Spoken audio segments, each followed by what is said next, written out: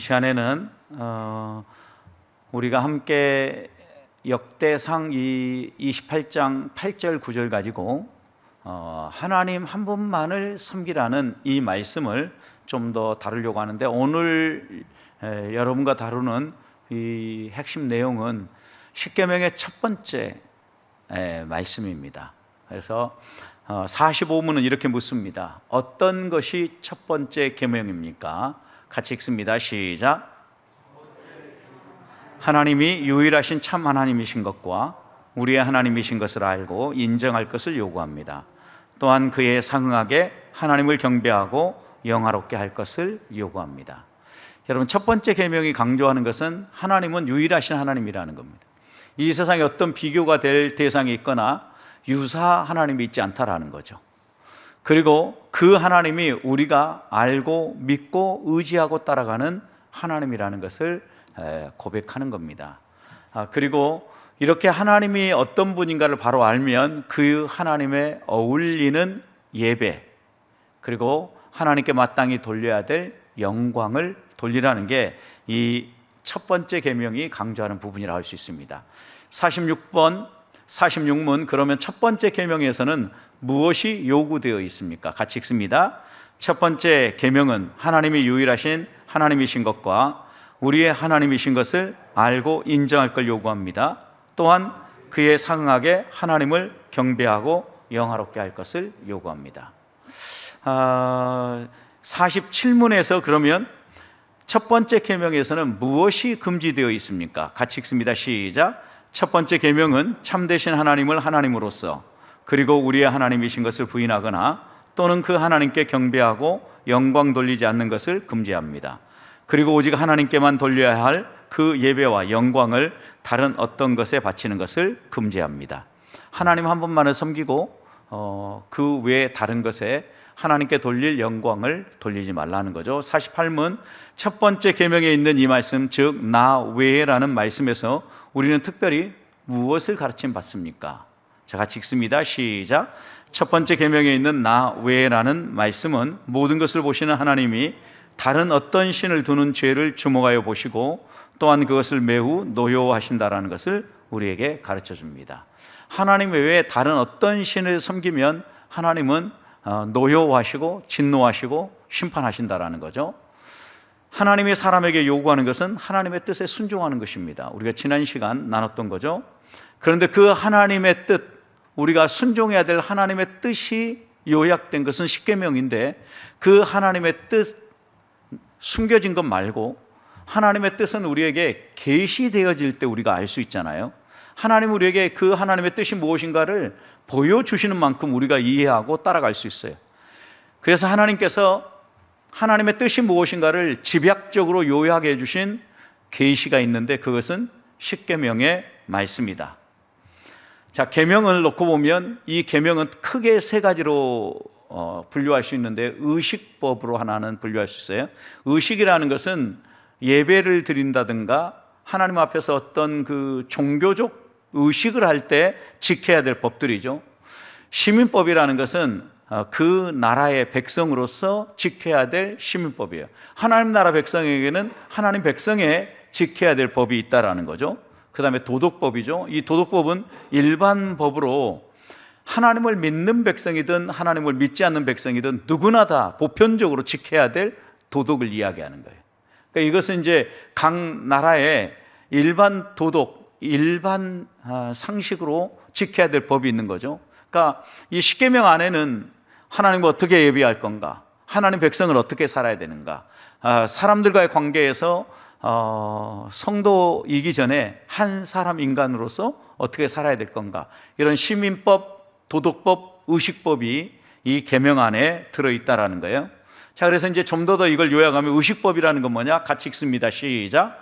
앞으로 오실 그리스도와 그분이 베푸실 은혜와 고난과 은택들을 예표하는 제사와 예배에 관한 각종 규례와 법이에요. 그러니까 예배와 연관되어 있다, 의식법은. 그런데 여러분, 구약의 제사는 뭘 의미해요? 예수 그리스도를 예표하고 있다는 거예요. 예수 그리스도가 이 땅에 오셔서 우리를 위하여서 이루실 구속, 구원, 그것이 무엇인가를 보여주고, 예수 그리스도가 어떻게 십자가에 죽으시고 우리의 구원을 완성할 건가, 그 구원을 이뤄가는 과정에서 겪게 될 고난을, 그리고 또 우리에게 베푸시는 은택을 예표하는 게 의식 안에 들어있는 거예요. 그래서 이제 구약에 예를 들어서 화목제, 속죄제, 속건제, 소제, 이런 여러 가지 제사들은요, 전부 다 그리스도와 연관해서 우리가 이해할 때 제대로 이해할 수 있다는 거예요. 예수 그리스도에 의해서 이 의식법은 성취되어서 오늘날 우리는 이 의식법을 지키는 건 아닙니다. 두 번째 시민법이라는 건 뭐냐? 같이 읽습니다. 시작. 사법적 율법으로서 정치적 공동체인 이스라엘이라는 국가의 통치를 위해서 주어진 법이에요. 여러분, 이스라엘이라는 국가가 어떤 국가입니까? 신정국가죠. 하나님이 직접 다스리고 하나님이 왕이신 국가예요. 그런 점에서 이 시민법은요, 하나님 백성의 시민법이라고 해도 과언이 아니라는 거예요. 구약시대 신정국가의 소멸로 이 시민법 역시 폐지되어졌어요. 그러니까 여러분, 이스라엘 나라가 망하고 신정국가가 이렇게 이제 종식되어지면서 이 시민법마저도 완성되고 폐지되었다라고 보는 거죠. 그 다음 도덕법이라는 건 뭐냐? 같이 읽습니다. 신자나 불신자 모든 사람에게 순종할 것을 요구하시는 하나님이 계시한 명령이에요. 여러분, 이 계명은 폐지됐을까요? 안 폐지됐을까요? 폐지 안 됐죠, 여러분. 이 대표적인 계명이 십계명이에요. 하나님은 신자든 불신자든 다 이 계명을 지키라고 이야기하는 거예요. 1계명은 예배의 대상이 누군가를 가르쳐 주죠. 그리고 2계명부터 4계명은 어떻게 예배할 건가를 보여주는 거예요. 예배하는 자의 태도가 어때야 되느냐? 어떤 시간에 예배해야 되느냐? 하루를 구분해라. 안식일을 지켜 거룩하게 지켜라. 시간을 분명하게 이렇게 가르쳐 준 거죠. 그래서 2계명부터 4계명을 잘 준행해도 만약에 예배의 대상이 틀려버리면 2계명에서 4계명은 다 무너져 버리는 거예요. 그러니까 하나님이라는 분이 누구고 우리의 예배 대상이 누구인가를 분명히 하는 이 1계명은 2계명부터 4계명의 기초가 되어져요. 왜냐하면 예배의 대상이 흔들리면, 예배의 대상이 바르지 않으면 모든 것이 잘못되어 버리기 때문이에요. 자, 그런데 여러분, 역대상 우리가 읽었던 28장 말씀을 보면 솔로몬이 왕위에 오를 때 당부하는 말씀이죠. 여호와 하나님의 계명에 순종하는지 여부에 따라서 솔로몬의 왕자, 이것은 결정된다라는 거예요. 하나님이 다윗에게 왕권을 주실 때부터 이 나라 다윗의 언약이 영원히 무너지지 않는 왕권을 주겠다 그랬어요. 여러분, 그런데 거기엔 조건이 하나 붙어 있어요. 다윗의 길로 행해야 된다라는 거죠. 다른 말로 표현하면 하나님의 말씀, 계명에 순종하며 따라갈 때 하나님이 그 왕자, 그 보좌를 지켜주시겠다라는 거예요. 그래서 다윗은 솔로몬에게 왕위를 이양하면서 분명히 얘기하는 거죠. 아들에게 어떻게 나라를 다스려 가야 하는지. 안국을 영원히 경고하게 하는 방법은 여호와의 계명에 순종하는 것밖에 없다라는 거예요. 그래서 왕들이 부단히 해야 될 것은 내가 지금 하나님이 가르치는 대로 나라를 다스리고 통치하고 있는가를 살펴야 하는 거예요. 솔로몬 이후에 계속되어지는 왕들은 계속해서 살폈던 게 뭐냐면, 그래서 열왕기라든가 역대기의 저자가 항상 살핀 것은 다윗의 길로 행하느냐 안 하느냐예요. 다른 말로 표현하면 하나님의 계명을 지키느냐 지키지 않느냐죠. 이것이 왕권, 왕위를 지키는 매우 중요한 기준이었기 때문이에요. 여호와의 명령과 규례를 지키고 아버지 다윗의 하나님을 순전한 마음과 기쁜 뜻으로 섬기라는 거예요. 아버지 다윗이 섬겼던 것처럼 너도 순수한 마음으로 그렇게 섬기라는 거예요. 그리고 여호와의 명령과 규례를 지켜라. 그래야만 너의 왕위가 보존된다 라고 지금 오늘 우리 함께 읽은 8절 9절 이야기하는 거죠. 자, 그러면 그 왕위를 위해서 하나님을 섬긴다라는 의미는 뭐냐? 사시고 참되신, 다른 말로 표현하면 살아계시고 참된 하나님을 바르게 알고 섬기는 거라는 거예요. 여러분, 그래서 우리가 하나님 앞에 나아갈 때 히브리서 11장에서도 하나님이 반드시 그가 계신 것과, 이 계시다라는 의미는 살아계시다라는 의미예요. 그가 자기를 찾는 자들에게 뭐 하시는 분이라고요? 상 주시는 분이에요. 그래서 그 하나님이 어떤 분인가를 아는 것, 사시고 참된 하나님을 아는 것, 그래야 바른 섬김이 나오고 성도의 삶이 나온다라는 거죠. 그래서 제1계명은 살아계시고 참되신 하나님을 바로 알고 섬기라고 명령한다라는. 자, 다시 9절 한번 읽습니다. 시작. 내 아들 솔로몬아, 너는 내 아버지의 하나님을 알고 온전한 마음과 기쁜 뜻으로 섬길지어다. 자, 여기까지. 자, 하나님을 어떻게 하라고요? 먼저 알라라는 거예요, 여러분. 신앙생활은요, 지식으로 시작을 해요. 그래서 믿음의 세 중요한 기둥은 지식이 반드시 있어요. 하나님에서 알아야 돼요. 그리고 알고 나면 어때요? 깨달아졌다라고 얘기하죠.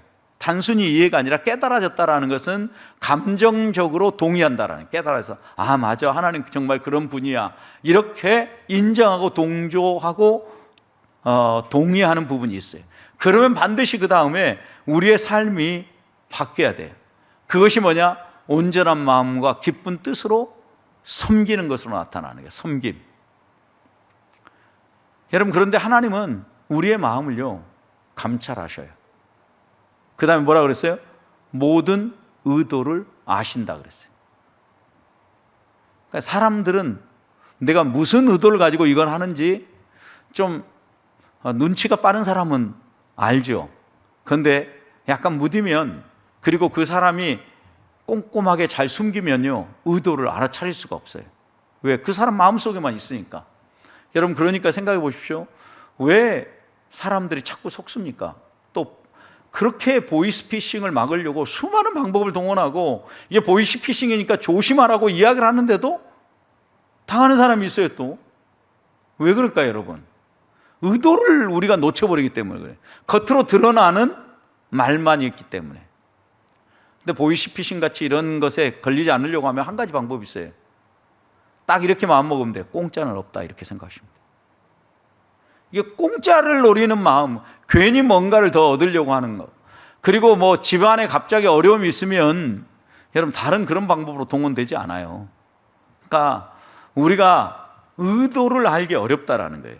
그러나 하나님 어떠냐? 우리의 마음을 감찰할 뿐만 아니라 우리의 마음속에 숨겨놓은 의도까지 다 꿰뚫어 보시는 전능하신 하나님이라는 거예요. 그래서 그분이 뭐라 하느냐? 나를 찾으면 만날 것이요, 내가 그 하나님을 버리면 그가, 하나님이 너를 영원히 버리라. 그러니까 어떻게 하라는 거예요? 하나님만 믿고 의지하고 섬기라는 거죠. 그래서 다윗의 당부가 뭐예요? 솔로몬에게 내 아버지 하나님을 알고 섬기되 어떻게 섬겨라? 기쁘게 섬겨라는 거예요. 제가 오늘 여러분하고도 나눈 것 가운데 하나가 기쁨이 매우 중요해요. 하나님 안에, 우리 성도들 안에 기쁨, 자원하는 마음, 행복한 마음, 신앙생활이 이렇게 돼야 된다는 거죠. 솔로몬의 아버지가 섬기는 하나님이 누구예요? 다윗의 하나님이죠. 또 다윗의 하나님은 어떤 하나님이요? 이스라엘 조상 때부터 섬겨온 하나님이에요. 아브라함의 하나님, 이삭의 하나님, 야곱의 하나님. 여러분, 대표적으로 족장시대에 아브라함, 이삭, 야곱을 언급하지 않아요? 바로 그 하나님이에요. 다윗이 평생 하나님 섬겼던 하나님일 뿐만 아니라 조상들의 하나님이라는 거죠. 그래서 이 십계명 1계명은요, 너는 나 외에 다른 신들을 내게 두지 말라. 나만 섬겨라예요. 하나님은 이기적인 게 아니에요. 이것이 우리의 삶의 행복으로 가는 길이기 때문이에요. 하나님 분명히 얘기하는 거죠. 그리고 또 하나, 어떤 형상도 만들지 말라는 거죠. 왜요? 형상을 만들면 거기에다 의미 부여를 하고 내가 이해하고 싶은 대로 하나님을 이해하는 거예요. 그래서 형상을 만들지 말라는 거예요. 여러분, 형상을 만들면 우리 눈에 보이는 거 가지고 아, 이 형상이 어떻다, 예를 들어서 아름답다, 추하다도 내 기준을 가지고 이미 거기에다 부여하는 거예요. 사람을 볼 때도 그렇고.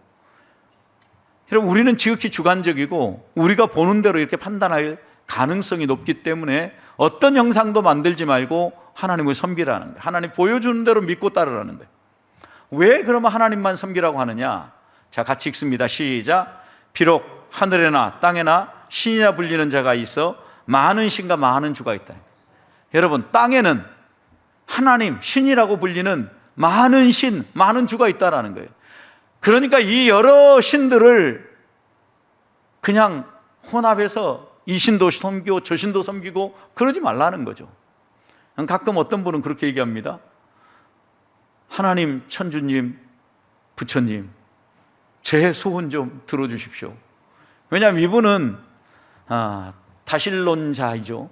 이렇게 기도하는 사람은 셋 중에 아무거나 하나만 걸려와서라도 좀 응답해 주면 그나마 복이지 않겠냐, 이렇게 생각하는 거죠. 근데 성경은 그런 형식으로 신앙생활 하지 말라는 거예요. 아니면 말고 식으로 신앙생활 하지 말라는 거죠. 하나님이 어떤 분인가를 바로 알고 하나님 한 분만을 붙잡아라. 그 많은 주, 많은 신들을 붙잡지 말라는 거예요. 6절, 그래서 이렇게 얘기합니다. 같이 읽습니다. 시작. 그러나 우리에게는 한 하나님, 곧 아버지가 계시니 만물이 그에게서 났고 우리도 그를 위하여 있고 또한 한 주 예수 그리스도께서 계시니 만물이 그로 말미암아 우리도 그로 말미암아 있느니라. 여러분 보십시오. 우리에게는 그 많은 신이 있는 게 아니라 한 하나님만 있다라는 게, 그 하나님이 누구라는 게 창조주 하나님이라는 거예요. 우리가 그분으로 나왔고 이 세상의 모든 것들이 그분으로 말미암아 존재하게 됐다는 창조주 하나님이라는 걸 인정하는 거예요. 여러분, 그러니까 우리가 왜 하나님만을 섬겨야 되느냐? 하나님이 진짜 신이고 그분이 이 우주 만물을 창조하신 분이시기 때문이라는 거죠. 금지하는 명령은 분명하죠. 다른 신 두지 말아라. 세상에 많은 신이 있다. 그 신 섬기지 말라. 인간이 만들어낸 신이에요, 그 다른 많은 신들은. 그래서 나름대로 종교마다 그 종교의 창시자가 있잖아요. 종교심의 발로로 만들어낸 자연신들이에요. 예를 들어서 산에 올라가다 보면 막 이렇게 돌을 쌓아놓고 거기에 가서 절을 합니다. 사람이 만들어 놓은 거예요. 얼마 전에 그 세계를 가다라는 그 여행을 보니까 한 곳에서 열심히 그 몽골 쪽이었던 것 같은데, 뭐 하여튼 키르기즈스탄 이쪽으로 그쪽 지역을 소개하는데 비가 주룩주룩 내리는데 그 높은 산에 올라가 가지고요, 한 부부가 열심히 미끄럼을 타요. 그 미끄럼을 3번만 타면 아이를 갖지 못하는 사람이 아이를 갖는데요. 그런데 이 남편은 이항에 우리는 확실하게 아이를 갖자 7번만 타라, 이렇게 얘기하더라고요. 여러분, 사람이 다 만들어 놓은 신이잖아요. 그래서 거기 그 미끄럼 타는 데를 보니까 산 꼭대기에 그 바닥이 얼마나 민질민질하고 반짝반짝 하는지, 사람들이 얼마나 탔으면 그 돌 바닥이 반짝반짝 빛나겠냐고요. 그냥 사람들은 내가 무언가를 이루고 싶은 것이 있으면 그걸 이루기 위해서 거기에다 의미 부여를 해요. 제가 영국에 있는 동안 여행도 다니고 여러 가지 문화도 보고 그랬는데, 아일랜드 쪽이었던 것 같아요. 남부 아일랜드 쪽으로 갔더니 한 성이 있는데, 무너진 성이 있는데 성 꼭대기로 올라갔는데 갑자기 사람들이 거기에서 한 사람이 동전을 받으면서 사람들을 전부 다 잡아주는 거예요. 그리고 뭐 하는가 봤더니 사람들이 고개를 이렇게 해가지고 이렇게 밑으로 해서 성 부서진 한쪽에다가 키스를 하는 거예요. 그리고 그 키스 한쪽이 반짝반짝 빛났는데 거기에 키스하고 나면 사랑이 이루어진대요. 그러니까 연인들이 와가지고 다 거기 와서 키스하고 있는 거예요. 그러니까 이런, 여러분, 사람들이 부여한 거 정말 그럴 것 같으면 안 되는 게 어디 있어요, 여러분. 사람은 이렇게 종교심의 발로로 어떤 신을 만들어놔요. 그리고 그것만 하면 무언가 이루어진다라고 얘기해요. 근데 성경 뭐라고 얘기하느냐? 호흡이 없는 신은 가짜다, 우상이다. 생명이 없는 신, 예를 들어서 여러분 얘기했던 그 미끄럼을 아무리 탄들 그게 생명이 있냐고요. 돌덩어리지. 그리고 난간에 가가지고 목숨 걸고 아무리 키스해본들, 여러분 그게 생명이 있냐고요. 가짜라는 거죠, 가짜. 그럼 우리들이 우상을 구분할 줄 알아야 되는 거예요. 또 어떤 사람은 나는 아무것도 안 믿어, 내가 잘하면 되지. 그런데 이 무신론도 우상이라는 거예요. 무신론은 뭘 믿는 겁니까? 자기 자신을 결국 믿는 거예요. 내 힘으로 살려고 하는 거잖아요. 나는 뭐 신 없어도 돼, 이런 사람은 자기가 신이 되어 있는 사람이죠. 결국 하나님이 빠지면 전부 다 뭐예요? 불신앙이에요. 그래서 복음을 전할 때 항상 우리 이렇게 얘기하죠. 자기는 죄 한 번도 안 지었다라고 얘기한 사람은 결국은 하나님을 안 믿는 것조차도 죄라는 것을 인정해야 된다는 거죠. 하나님을 하나님으로 믿지 않는 것, 이게 불신앙이고 죄입니다. 자, 그래서 무신론은 보세요. 이론적 무신론자가 있고 실천적 무신론자가 있어요. 자, 이론적 무신론자라고 하면 인간의 마음에 존재하는 신은 인정해요. 그런데 성경이 말하는 신은 부정해요. 신은 존재해. 그런데 성경이 말하는 것 같은 신은 안 믿어요. 그리고 그 신은 절대적인 신이 아니에요. 하나님이 아니라는 거죠. 이런 신을 가진 사람, 이런 신관을 가진 사람을 이론적 무신론자라고 이야기하는 거예요. 여러분, 실천적 무신론자는 어떤 사람이냐? 하나님 존재는 믿지만 하나님이 없는 것처럼 사는 사람이에요. 참되게 믿는다면 참되게 살라는 게 성경의 한결 같은 가르침이에요. 예를 들어서 거듭난 사람이라고 하면 이론적으로든 실천적으로든 하나님이 안 계신 것처럼 살면 안 된다. 하나님은 살아계시다. 하나님은 지금도 우리를 살피고 계신다. 그래서 참되신 하나님을 섬기라는 건데 9절에서 다윗은 솔로몬에게 내 아버지의 하나님을 알라라고 얘기해요. 적극적인 명령이에요. 아버지 다윗 왕의 하나님을 알고 섬겨라. 너가 어려서부터 아버지가 어떻게 하나님을 섬기고 그 하나님을 어떻게 존중히 여기며 왔는지를 알고 있지 않느냐. 그 하나님을 섬기라는 거예요. 여러분, 여기에 기독교 신앙의 매우 중요한 핵심이 하나 있는데 이게 뭐예요? 신앙은 교회에서 자라는 게 아니라 어디서 자라요? 가정에서 자란다는 거예요, 여러분. 그러니까 여러분, 자녀 교육할 때, 다음 세대 교육할 때 교회가 잘 가르친 건 두말할 나위도 없고, 교회는요 일주일에 잘해야 1시간, 2시간 와서 여기에서 배우고 가는 거잖아요. 나머지 시간은 다 집에서 지내는 거잖아요. 학원 다니고 학교 다니고 다 그런다고 해도 여러분, 적어도 이 아이가 하루에 4시간은 부모하고 붙어 있는다라는 거예요. 여러분, 그러니까 교회 교육보다 아버지와 어머니와 만나서 교제하는 시간이 훨씬 더 많다라는 거죠. 보여주라는 게 하나님이 어떤 분인가. 신앙교육의 핵심은요, 가정에서 바로 서야 되는 거예요. 우리가 믿고 섬겨야 될 분은 허구의 하나님이 아니에요. 실존하신 하나님이고 역사적인 하나님이, 성경이 말하는 대로 하나님이에요. 성경에 가르쳐진 그대로 하나님이라는 거예요. 그 하나님을 우리는 계시된 하나님이라고 얘기하고 우리를 찾아오신 하나님이라고 믿고 있는 거예요. 여러분, 내 하나님을 알라, 내 아버지 하나님을 알라라는 거, 참되신 하나님은 우리의 구원의 하나님이라는 거예요. 첫 번째. 두 번째, 아들을 내어주신 하나님이에요. 그 아들을 내어주신 하나님은 우리의 창조주이시며 통치자이시며 심판주라는 거예요. 이 하나님은 삼위일체로 존재하는데 성부 하나님, 성자 하나님, 성령 하나님이 계시다. 아버지, 아들, 성령으로. 참되신 하나님에 대한 이런 확실한 이해를 우리의 마음속에 새겨야 된다네. 그럼 우리가 믿어야 될 하나님은 누구냐? 거짓 우상은 버리고 참 하나님만을 섬기라는 거예요. 무엇이 거짓이고 무엇이 참인지를 분별해야 되겠죠. 적극적으로 하나님을 이제 그러면 섬겨야 하는데, 자, 두 번째 1계명은 하나님을 온전한 마음과 기쁜 뜻으로 섬기라고 얘기해요. 여러분, 하나님을 섬길 때 어떻게 섬기라고요? 온전한 마음. 또 하나는 기쁜 뜻. 여러분, 온전한 마음은 뭐예요? 분산되지 않은 마음, 갈라지지 않은 마음, 한 마음. 그러니까 온 마음을 다 쏟아 부어서, 이런 의미죠, 여러분. 그 다음 기쁜 뜻으로 섬기라는 거예요. 마지못해서 하지 말아라. 끌려다니면서 하지 말아라. 자원해서 해라. 이렇게 얘기하는 거죠. 자, 다시 9절 읽습니다. 시작. 내 아들 솔로몬아, 너는 내 아버지 하나님을 알고 온전한 마음과 기쁜 뜻으로 섬길지어다. 여러분, 그런데 온전한 마음과 기쁜 뜻으로 섬기는지 섬기지 않은지 누가 알까요? 사람들은 몰라도 자신이 잘 알고 또 그것을 감찰하시는 누가 알아요? 하나님 아버지가 안다라는 거예요.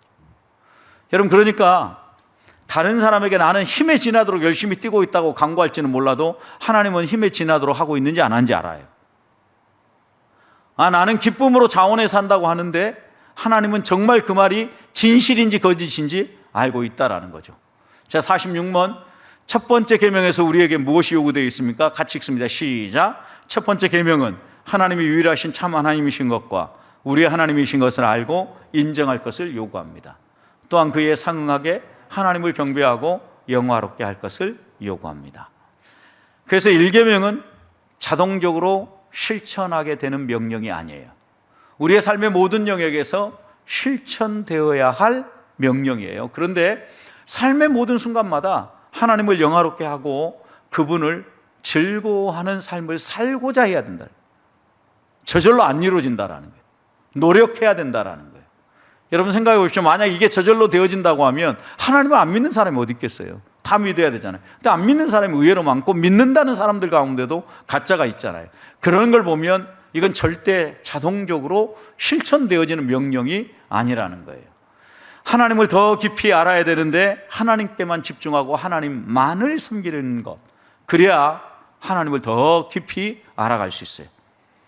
또 다른 말로 표현하면 이것은 하나님을 우선순위에 두라는 거예요. 최우선순위에 있어야 하나님을 바르게 알 수 있다는 거예요.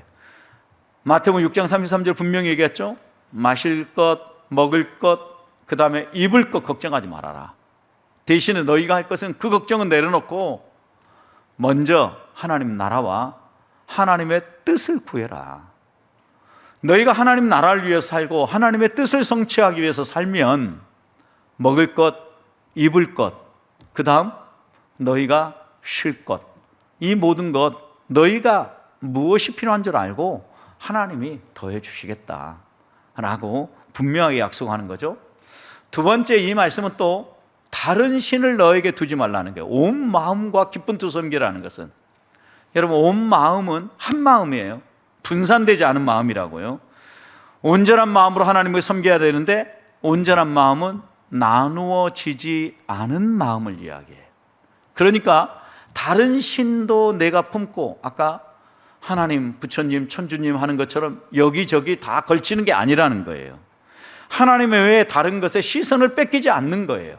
다른 것을 의지하는 것은 하나님을 모욕하는 행위예요. 왜? 피조물을 창조주하고 나란한 위치에다 올려놓는 것과 마찬가지거든요. 하나님께만 집중할 때 다른 계명을 지켜낼 수 있어요. 하나님께 우선순위를 두고 하나님께만 집중해야 2, 3, 4, 5, 6, 7, 8, 9, 10까지의 계명이 이루어질 수 있다라는 거예요. 그래서 10계명을 지키는데 1계명은 틀이에요, 틀. 이것이 제대로 지켜져야만 나머지 계명들도 지킬 수 있다라는 거예요. 그런 점에서 1계명은 원리이자 기초이자 표준이에요. 하나님 한 분만을 섬기라는 것, 여러분 이 말씀이 너무나 중요해요. 그래서 내가 하나님 한 분만을 섬긴다라는 의미를 꼭 기억해야 돼요. 세 번째, 온전한 마음과 기쁜 뜻으로 섬기라는 것은 섞임이 없고 집중하는 마음이에요. 기쁜 뜻은 의무감이나 악한 동기가 없이 자원하는 마음으로 섬기는 태도를 말해요. 여러분 기쁜 뜻이라는 의미, 그래서 마태복음 22장 37절 38절 보십시오. 예수께서 이르시되 내 무엇을 다하고? 마음을 다하고, 또 뭘 다하고? 목숨을 다하고, 또 뭘 다하고? 뜻을 다하라. 마음, 목숨, 뜻, 결국은 너 전부를 투자해서 너의 하나님을 사랑해라. 이것이 크고 첫째 되는 계명이다. 여러분 하나님은 우리에게 하나님 한 분만을 섬기라 라는 것을 분명히 이렇게 강조해서 가르친다라는 거죠. 소요리 문답이 아니라 대요리 문답. 소요리 문답은 누구를 위해 쓰여졌다겠어요? 초등학교 학생들, 어린이들을 위해서 쓰여진 교리 문답이라고 그랬죠. 대요리 문답은 누구를 위해 쓰여졌을까요? 어른들을 위해서 자세히 풀어주는 설명이에요. 소요리 문답은 그래서 훨씬 더 간략하고 심플하다고 하면 대요리 문답은 소요리 문답을 자세히 풀어 설명해 준 게 대요리 문답이에요. 그래서 이 웨스트민스터 소요리 문답 지금 44, 5, 6, 7 이렇게 우리가 계속 읽었는데 이것을 대요리문답에서는 어떻게 풀었느냐? 1계명이 요구하는 의무는 무엇입니까? 라고 이렇게 질문하면서 이렇게 풀었어요. 같이 읽습니다. 시작. 제1계명에 요구된 의무는 하나님이 홀로 참되신 하나님이시며 우리의 하나님이심을 알고 인정하며 따라서 그만 생각하고 명상하고 기억하고 높이고 공경하고 경배하고 좋아하고 사랑하고 사모하고 경외함으로 그에게만 예배하고 영화롭게 하는 것이다. 여러분 훨씬 풀어서 했죠. 하나님만을 알고 인정한다, 생각한다, 명상한다, 기억한다, 높인다, 공경한다, 경배한다, 좋아한다, 사모한다, 경외한다. 여러분 하나님 우리에게 요구하는 게 무엇인가를 이렇게 대요리문답은 자세히 풀어 설명했어요. 또 이어서 이렇게 얘기합니다. 자, 같이 읽습니다. 시작. 또 그를 믿고 의지하고 바라고 기뻐하고 즐거워하고 그에 대한 열심을 가지고 그를 불러 모든 찬송과 감사를 드리고 전인격으로 그에게 모두 순종하고 복종하며 그를 기쁘시게 하기 위하여 범사에 조심하고 만일 모든 일에든지 그를 노엽게 하면 슬퍼하고 그와 겸손히 동행하는 것이다. 여러분 하나님의 뜻을 위하여서 나의 전인격을 들어서 순종하고 하나님을 어떻게 하면 기쁘게 할 수 있을까를 생각하면서 행동하라는 거예요. 여러분 그런데 만약 이렇게 살다가도 하나님을 노엽게 하는 일이 생기면 어떻게 하라는 거예요? 슬퍼하라는 거예요. 회개하라는 거죠. 그리고 빨리 겸손히 내가 이렇게 연약한 존재입니다라고 인정을 하고 주님과 동행하라는 거예요. 소요리문답의 상세한 해설서가 대요리문답이라는 거. 여러분 그래서 오늘날 유행병처럼 번지는 현상 중 하나가 뭐냐? 자, 같이 읽습니다. 시작. 성경이 명하는 대로 바르게 하나님을 섬기지 않으면서 사회와 이웃을 위해 힘쓰고자 애쓰는 거예요. 여러분 그러니까 하나님을 바로 알고 바로 섬기고 그것이 이웃에게로 가야 돼요.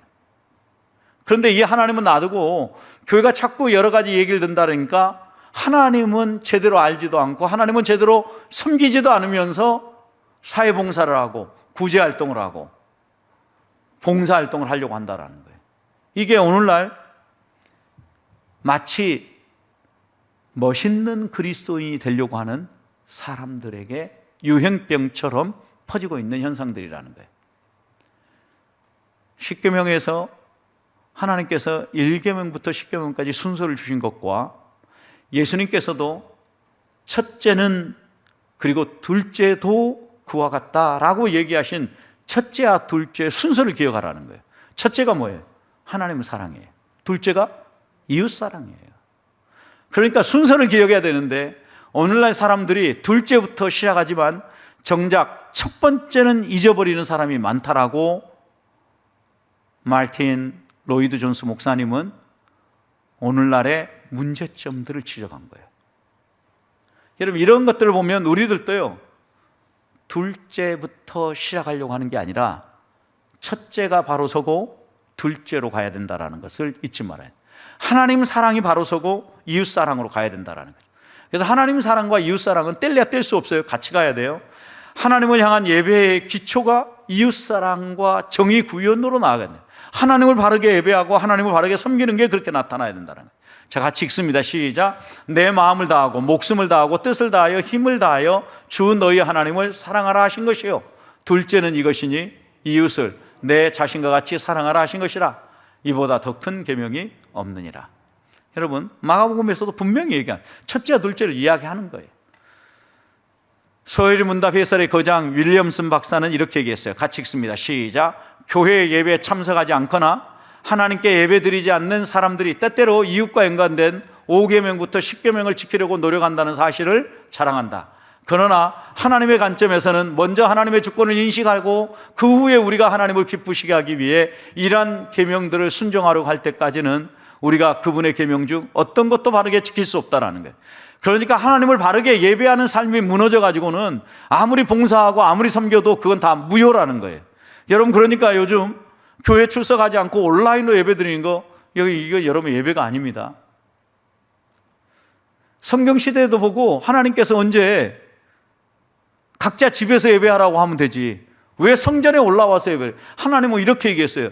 너희는 내게로 와서 얼굴 보여라. 하나님이 성전에 안 올라오고 그냥 자기 집에서 예배하면 모릅니까?